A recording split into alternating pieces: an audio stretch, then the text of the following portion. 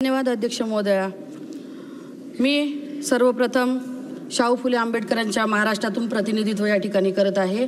त्यासाठी मी माझ्या मतदारसंघातील चंद्रपूर वनी आर्णी लोकसभा क्षेत्रातील तमाम नागरिकांचे मनापासून आभार या ठिकाणी व्यक्त करते।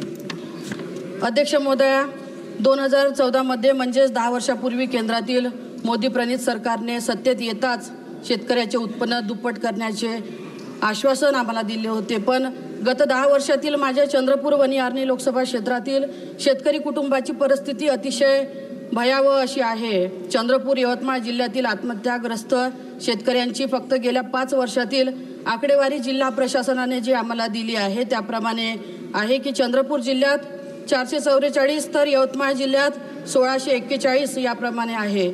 उल्लेखनीय बाब ही आहे की चंद्रपूर जिल्ह्यातील आत्महत्या केलेल्या 444 शेतकऱ्यांपैकी 319 हे पात्र आहेत तर 122 अपात्र आहेत। यवतमाळ जिल्ह्यातील 1641 पैकी 775 पात्र ठरले आहेत तर 819 हे अपात्र ठरले आहे। शेतकऱ्यांचे उत्पन्न दुप्पट करून देण्याच्या पोकळ घोषणा या भाजप सरकारने मागील वर्षात केल्या। पण माझी आपणास विनंती आहे की घोषणा करणाऱ्या उद्योग मित्र मोदी सरकारचे शेतकरी विरोधी धोरण या आकड्यावरून स्पष्ट होते। शेतकऱ्याप्रती उदासीनता दूर करून त्यांना आत्महत्येपासून परावृत्त करण्यासाठी मी आपणास सभागृहात विनंती करत आहे। धन्यवाद अध्यक्ष महोदय।